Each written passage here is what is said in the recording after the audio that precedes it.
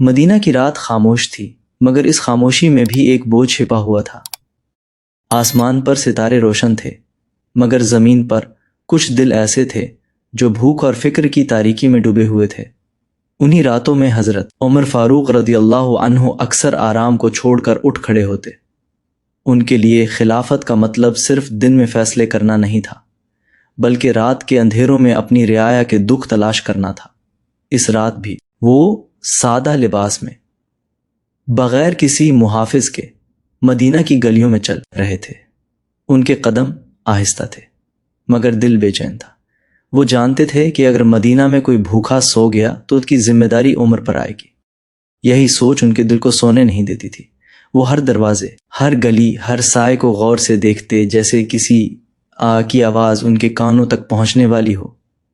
چلتے چلتے ایک ویران سی جگہ پر انہیں بچوں کے رونے کی مدھم آواز سنائی دی۔ یہ رونا عام نہیں تھا، یہ بھوک کا رونا تھا، بے بسی کا رونا تھا۔ حضرت عمر رضی اللہ عنہ رک گئے۔ انہوں نے کان لگا کر سنا۔ آواز ایک جھونپڑی کی طرف سے آ رہی تھی۔ وہ آہستہ آہستہ اس طرف بڑھے۔ جھونپڑی کے قریب ایک عورت بیٹھی تھی۔ اس کے سامنے ایک ہانڈی رکھی تھی جو آگ پر چڑھی ہوئی تھی، مگر اس میں کچھ بھی نہیں پک رہا تھا۔ آگ جل رہی تھی، پانی ابل رہا تھا، مگر کھانے کی خوشبو کہیں نہیں تھی۔ عورت کے پاس 2 چھوٹے بچے تھے جو بھوک سے بلک رہے تھے۔ وہ ماں کی طرف دیکھتے، ہانڈی کی طرف دیکھتے اور پھر رونے لگتے۔ حضرت عمر رضی اللہ عنہ نے قریب جا کر سلام کیا۔ عورت چونک گئی۔ اس نے ایک اجنبی کو دیکھا، مگر اس کی آنکھوں میں خوف نہیں تھا، بس تھکن تھی۔ حضرت عمر رضی اللہ عنہ نے نرمی سے پوچھا کہ یہ بچے کیوں رو رہے ہیں؟ عورت نے گہری سانس لی اور کہا کہ یہ کئی دنوں سے بھوکے ہیں۔ میں نے ہانڈی میں صرف پانی ڈال دیا ہے تاکہ انہیں لگے کہ کھانا پک رہا ہے اور وہ تھک کر سو جائیں۔ یہ سن کر حضرت عمر رضی اللہ عنہ کا دل لرز گیا کہ آنکھوں میں آنسو آ گئے، مگر انہوں نے خود کو سنبھالا۔ انہوں نے پوچھا کہ کیا تمہیں بیت المال سے مدد نہیں ملتی؟ عورت نے تلخی سے کہا کہ عمر کو کیا خبر کہ ہم پر کیا گزرتی ہے؟ اگر اسے خبر ہوتی تو میرے بچے اس حال میں نہ ہوتے۔ یہ الفاظ حضرت عمر رضی اللہ عنہ کے دل میں تیر کی طرح لگے، مگر انہوں نے اپنی پہچان ظاہر نہیں کی۔ انہوں نے صرف اتنا کہا کہ اگر تم اجازت دو تو میں تمہارے لیے کچھ انتظام کراؤں۔ عورت نے بے بسی سے سر ہلا دیا۔ اس کے پاس انکار کی طاقت نہیں تھی۔ حضرت عمر رضی اللہ عنہ فوراً بیت المال کی طرف بڑھے۔ وہاں پہنچ انہوں نے آٹا، گھی اور کچھ کھجوریں لیں۔ ان کے ساتھ موجود خادم نے کہا کہ میں یہ سامان اٹھا لیتا ہوں، مگر حضرت عمر رضی اللہ عنہ نے سختی سے منع کر دیا۔ انہوں نے کہا کہ قیامت کے دن میرا بوجھ تم کیوں اٹھاؤ گے؟ یہ میری ذمہ داری ہے۔ وہ خود بوری اٹھا کر واپس اس جھونپڑی کی طرف چل پڑے۔ راستے میں ان کے قدم بھاری تھے، مگر دل اس سے بھی زیادہ بوجھل تھا۔ وہ سوچ رہے تھے کہ اگر ایک گھر کا حال یہ ہے تو نہ جانے اور کتنے گھر ایسے ہوں گے جن تک عمر نہیں پہنچ سکا۔ جب وہ واپس پہنچے تو عورت حیران رہ گئی۔ حضرت عمر رضی اللہ عنہ نے خود آٹا گوندھا، آگ جلائی اور کھانا پکانے لگے۔ بچے انہیں حیرت سے دیکھ رہے تھے۔ کچھ ہی دیر میں کھانے کی خوشبو پھیل گئی۔ بچوں کے چہرے پر پہلی بار مسکراہٹ آئی۔ انہوں نے کھانا کھایا اور سیر ہو کر سو گئے۔ حضرت عمر رضی اللہ عنہ تھوڑی دور بیٹھ کر بچوں کو سوتا دیکھتے رہے۔ جب تک وہ ہنسنے اور کھیلنے نہ لگے وہ وہاں سے نہیں ہلے۔ ان کی آنکھوں سے آنسو بہہ رہے تھے اور لبوں پر بس ایک ہی دعا تھی کہ اے اللہ، عمر کو معاف کر دے۔ عمر اپنی ذمہ داری پوری نہ کر سکا۔ یہ واقعہ صرف ایک رات کا نہیں تھا، یہ خلافت فاروقی کی روح کا عکس تھا۔ حضرت عمر فاروق رضی اللہ عنہ نے بچوں کو سویا ہوا دیکھا تو دل میں سکون کا احساس ہوا، مگر ساتھ ہی ایک فکر بھی جاگی کہ یہ صرف ایک خاندان ہے، باقی شہر کے لوگ کیا کھا رہے ہیں؟ یہ سوچتے ہوئے انہوں نے فیصلہ کیا کہ صرف مدد دینے سے کام نہیں چلے گا، بلکہ ایسی ریاست قائم کرنی ہوگی جہاں کوئی بھی بھوکا نہ سوئے، جہاں ہر ماں کے بچے کھلے ہاتھوں سے رزق حاصل کریں اور کوئی شخص اپنی ضرورت سے محروم نہ ہو۔ انہوں نے فوراً اپنے خادم کو حکم دیا کہ پورے محلے میں جائیں اور ہر گھر کا حال دریافت کریں۔ خادم جب واپس آئے تو بتایا کہ کئی گھروں میں کھانے کی کمی ہے۔ کچھ گھر ایسے ہیں جہاں بچے دن بھر بھوکے رہتے ہیں اور عورتیں اپنے بچوں کو کچھ نہ دینے پر شرمندہ ہیں۔ حضرت عمر رضی اللہ عنہ نے اس سن کر دل میں فیصلہ کیا کہ یہ حالت برداشت نہیں کی جا سکتی۔ انہوں نے فرمایا کہ بیت المال سے فوراً تمام گھروں کے لیے آٹا، دالیں، کھجوریں اور دیگر ضروریات بھیج دی جائیں۔ لیکن وہ صرف مال دینے سے مطمئن نہیں تھے۔ ان کے نزدیک اصل انصاف اور ذمہ داری یہ تھی کہ لوگوں کے دلوں میں یقین پیدا ہو کہ ان کے حکمران ان کے دکھ میں شریک ہیں۔ اسی لیے حضرت عمر رضی اللہ عنہ خود گلیوں میں نکل پڑے، ہاتھ میں خالی ٹوکری لے کر، تاکہ لوگ دیکھیں کہ حکمران بھی ان کے دکھ میں شریک ہے، کوئی فاصلے پر نہیں بیٹھا بلکہ ان کے درمیان ہے۔ جب وہ محلے میں پہنچے تو لوگ چونک گئے۔ ایک عورت نے کہا کہ یہ خلیفہ ہیں، یہ کیسے خود یہاں آئے؟ کچھ بچے خوف سے چھپ گئے، مگر حضرت عمر فاروق رضی اللہ عنہ نے سب کو اپنے قریب بلا کر مسکرا کر کہا کہ ڈرو مت، میں تمہارے بھائی کی طرح یہاں آیا ہوں۔ پھر انہوں نے سب کے لیے کھانے کا انتظام کیا، آٹا تقسیم کیا، کھجوریں بانٹی اور ضرورت مندوں کے لیے گوشت بھی فراہم کیا۔ یہ منظر دیکھ کر ہر کسی کے دل میں احترام اور محبت کی لہر دوڑ گئی۔ بچے جو پہلے خوف اور بھوک سے روتے تھے اب مسکرا رہے تھے۔ ماں کی آنکھوں میں شکر کا جذبہ تھا، اور محلے کے لوگ یہ سمجھ گئے کہ خلافت صرف تخت پر بیٹھ کر فیصلے سنانے کا نام نہیں، بلکہ لوگوں کے دکھ تک پہنچ ان کا حل نکالنے کا نام ہے۔ حضرت عمر رضی اللہ عنہ نے اس رات پورے محلے کا جائزہ لیا۔ انہوں نے دیکھا کہ کچھ گھروں میں صفائی کا فقدان ہے، کچھ گھروں میں روشنی نہیں ہے، اور کچھ گھروں میں بچوں کے لیے مناسب کپڑے نہیں ہیں۔ انہوں نے فیصلہ کیا کہ نہ صرف کھانے کا انتظام کیا جائے بلکہ صحت، صفائی اور لباس کی بھی دیکھ بھال کی جائے تاکہ لوگ عزت کے ساتھ زندگی گزار سکیں۔ اگلی صبح حضرت عمر رضی اللہ عنہ نے بیت المال کے ذمہ داروں کو بلایا اور انہیں ہدایت دی کہ ہر محلے کا تفصیلی جائزہ لیا جائے اور ضرورت مندوں کو مستقل مدد دی جائے، نہ کہ وقتی۔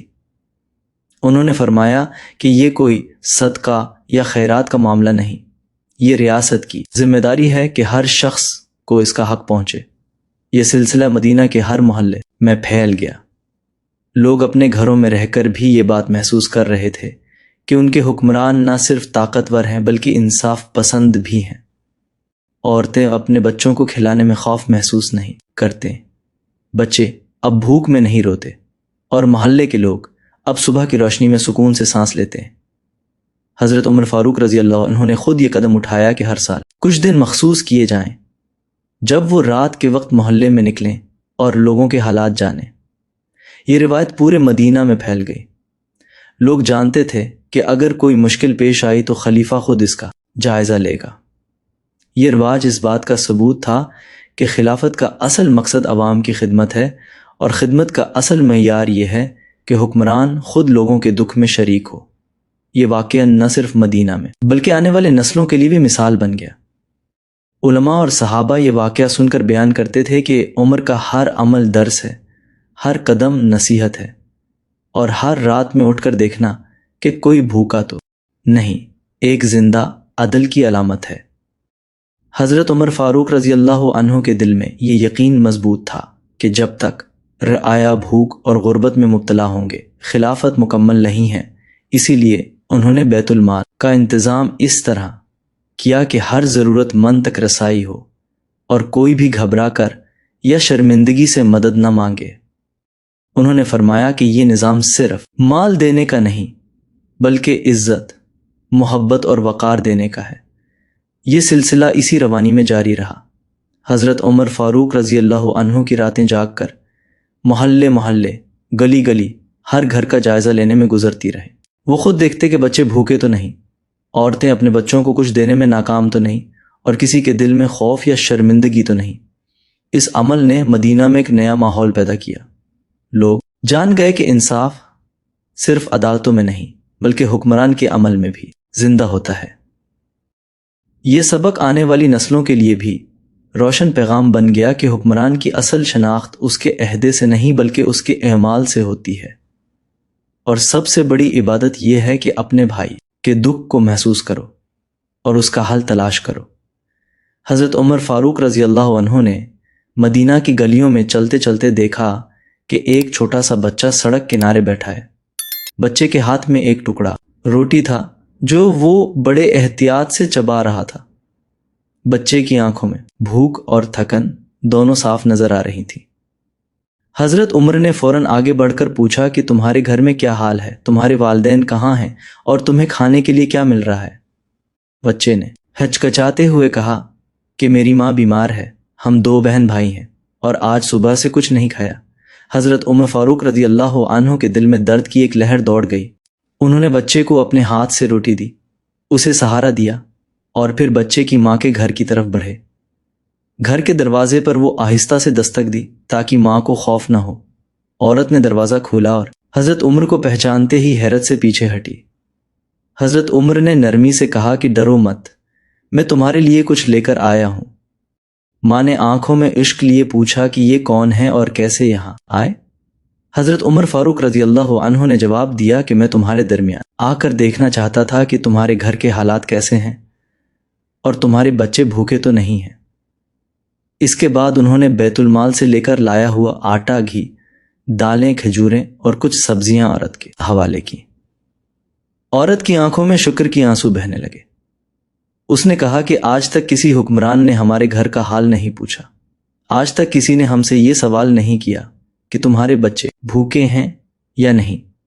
حضرت عمر فاروق رضی اللہ عنہ نے مسکرا کر کہا کہ یہ میرا فرض ہے، یہ میری ذمہ داری ہے اور میں کبھی خاموش نہیں بیٹھ سکتا جب تک تمہارے بچے بھوکے ہیں۔ وہ خود آگے بڑھ کر آگ جلانے میں مدد کرنے لگے، آٹا گوندھنے لگے اور بچوں کے لیے کھانا تیار کرنے لگے۔ بچے جو پہلے خوف اور بھوک کے مارے روتے تھے اب خوشی سے کھیلنے لگے اور ماں نے بھی سکون کی سانس لی۔ حضرت عمر رضی اللہ عنہ نے خود یہ دیکھا کہ ان کے ہاتھوں سے تیار کھانے کے ساتھ بچے اور ماں دونوں مسکرا رہے ہیں۔ یہ منظر صرف ایک خاندان تک محدود نہیں رہا بلکہ پورے محلے میں پھیل گیا۔ لوگ کہہ رہے تھے کہ خلیفہ خود آیا، خود آگ کے پاس بیٹھا اور خود لوگوں کی مدد کی۔ یہ ایک ایسا واقعہ تھا جس نے مدینہ کے ہر شہری کے دل میں یہ بات بٹھا دی کہ عدل اور خدمت صرف باتوں کی نہیں بلکہ عمل کی ضرورت ہے۔ حضرت عمر رضی اللہ عنہ اس واقعے کے بعد فیصلہ کیا کہ صرف کھانا دینے سے کام نہیں چلے گا۔ انہوں نے بیت المال کے ذمہ داروں کو ہدایت دی کہ ہر محلے میں ایک سروے کر کہ تمام ضرورت مندوں کی نشاندہی کی جائے اور مستقل مدد دی جائے۔ اس میں نہ صرف کھانا بلکہ کپڑے، دوا اور صفائی کے انتظامات بھی شامل تھے۔ یہ سلسلہ کئی دنوں تک جاری رہا۔ حضرت عمر رضی اللہ عنہ خود رات کے وقت نکلتے، گلیوں میں جاتے، لوگوں کے گھروں میں جا کر حالات دیکھتے اور ضرورت مندوں کے لیے فوری اقدامات کرتے۔ وہ جانتے تھے کہ اگر ایک گھر میں بچے بھوکے سو رہے ہیں تو ریاست مکمل نہیں ہے، اور اگر لوگ خوف کے مارے مدد نہیں مانگ رہے تو یہ ظلم کے برابر ہے۔ مدینہ کے لوگ اب سڑکوں میں خود بھی مدد کرنے لگے، عورتیں اپنے پڑوسیوں کی مدد کرنے لگیں، بزرگ لوگوں نے غریبوں کے لیے کپڑے اور کھانے کا انتظام کیا اور بچے بھی چھوٹے چھوٹے کام کر کے مدد پہنچانے لگے۔ حضرت عمر فاروق رضی اللہ عنہ نے اس تعاون کو دیکھ کر خوشی محسوس کی، کیونکہ ان کے نزدیک انصاف اور خدمت کا مطلب صرف مال کی تقسیم نہیں بلکہ دلوں میں رحمت پیدا کرنا بھی ہے۔ یہ واقعہ نہ صرف مدینہ کے لیے بلکہ آنے والی نسلوں کے لیے ایک روشن مثال بن گیا۔ علماء اور صحابہ اس واقعے کو بیان کرتے ہوئے کہتے کہ خلافت صرف تخت پر بیٹھنے کا نام نہیں بلکہ رعایا کے دکھوں کو محسوس کرنے اور ان کا حل تلاش کرنے کا نام ہے۔ حضرت عمر رضی اللہ عنہ کی یہ راتیں، یہ محلے، یہ بچے اور ماں سب مل کر ایک سبق بن گئے کہ اصل حکمرانی وہ ہے جو انصاف، رحم اور خدمت سے بھری ہو۔